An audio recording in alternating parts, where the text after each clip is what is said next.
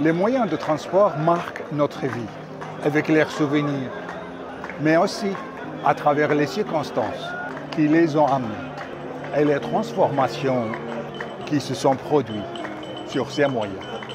Comme si la voiture voulait nous raconter une étape que le pays a traversée, des époques et des événements que les gens ont vécu.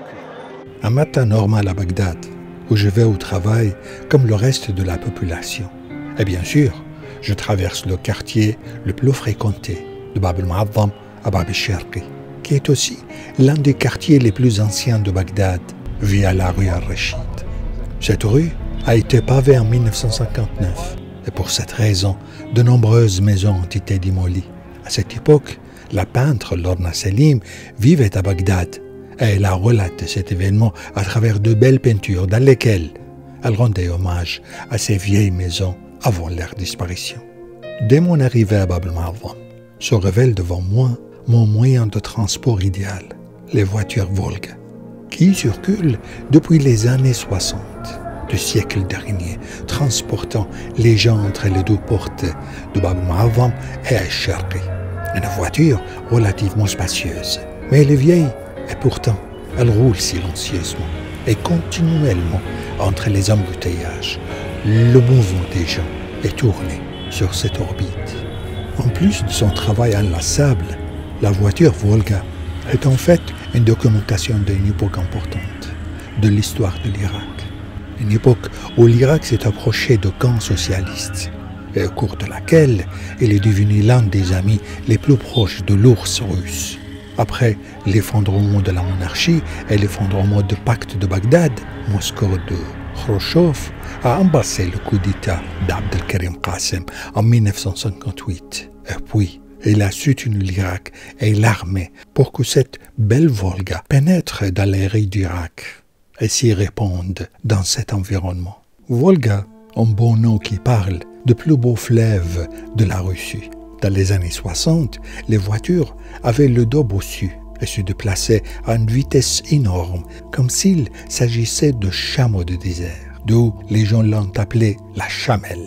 Elle porte ce nom jusqu'à aujourd'hui, et bien que son dos se soit redressé dans le modèle qui suit, et malgré la différence entre le désert du sud et la neige du nord. Le volant était distinctif. C'était un beau bloc d'ivoire qui tournait sur les mains du chauffeur. Et j'étais ébloui par ces éclats sous le rayon du soleil.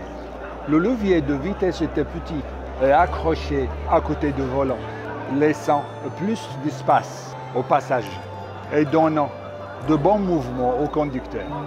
Le modèle des années 60 a disparu, tandis que le modèle des années 1970 demeure à ce jour. Et même le pays fabricant a apprécié ce modèle et l'a pas beaucoup modifié. Comme d'habitude, je suis monté rapidement pour me serrer avec les passagers. Puis, j'ai glissé les regards par la fenêtre pour voir les gens.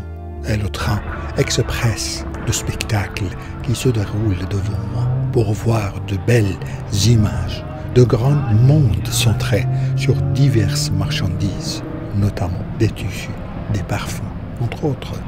La voiture traverse les marchés les plus importants de Bagdad. Al-Shorj, le marché de la filature, Al-Ghazal, Al-Dahan, et les quartiers les plus anciens et les plus importants, Al-Midan, Al-Attari, Al-Tammam. Elle passe entre la mosquée des califes et l'église latine, d'un monde qui nous rappelle des personnes, des gens qui avaient vécu avant nous en harmonie et dans une grande entente sociale. La Volga est liée à cette ligne. Quand on s'éloigne de deux portes, on la trouve rarement, cette rue et son environnement principal. Elle continue de s'y tourner, comme si elle refusait de se reposer. Peut-être elle n'a pas de choix. Ainsi, on appelle la rue de Volga. Elle roule et nous roulons avec elle. Nos traits et nos formes se transforment au fil du temps. Et la Volga tourne et nous tournons avec elle, comme si elle était heureuse dans ce labyrinthe. Le chauffeur a choisi une belle chaîne, en tournant les doigts de sa main droite sur le volume de sa vieille radio, et a choisi la douce voix d'une présentatrice sympa. dont la voix douce parvient jusqu'à nos oreilles malgré le crépitement de sa vieille et belle radio. Elle parle d'une matinée belle et optimiste, en appuyant sa présentation avec de belles citations, de belles pensées, de sorte qu'elle nous raccourcit la rue très fréquentée, encombrée de porteurs, de vendeurs et de passants. Et quand elle s'arrête de parler, les voix de passants, ceux qui travaillent, des voitures, des klaxons, nous attaquent, jusqu'à son retour, avec sa belle voix mélodieuse, pour que nous retournons et plongeons avec elle, avec ses idées superficielles, imprégnées d'une belle philosophie légère. Je descends, un des passagers a dit pour descendre de la voiture. Puis, un autre passager est monté à sa place, portant un gros sac. Il l'a assis sur ses genoux. Et nous revenons avec la présentatrice de l'émission et sa collection choisie de belles chansons que l'on entend en regardant le paysage. Et des visiteurs de passé traversent la scène en sautant par les fenêtres de la voiture et se répandent dans la foule. Je souris et oublie rapidement un besoin rapide de rencontrer quelqu'un qui m'a manqué depuis longtemps. Avant de sourire devant cette belle inspiration, un autre passager dit « Je descends. Ah, je dois d'abord descendre. » J'ouvre la porte et je rentre après la sortie de passager.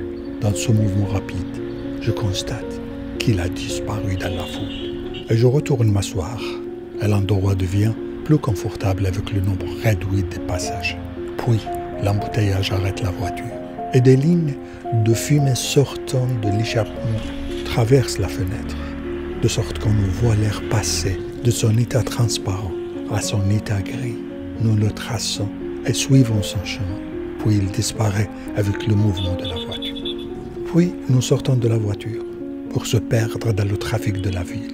Et la voiture Volga se perd dans un monde routinier et répétitif, comme s'il s'agissait d'une ruche en mouvement. Nous quittons la voiture en train de reprendre haleine et se préparer au trajet de retour pour reprendre son mouvement lent. Et nous continuons à notre destination en quittant la voiture, Volga, et sa séance méditative, pour qu'elle revienne répéter le même trajet, répété, en fonçant dans la même foule et dans le même monde tumultueux. Nous quittons le beau fleuve de Volga et sa belle voiture. Et sa rue est l'une de belles séances quotidiennes. Cette voiture est pour moi un témoignage d'une époque, un souvenir qui refuse de disparaître, tout en défiant les circonstances, dont la plus importante est le temps. Au revoir.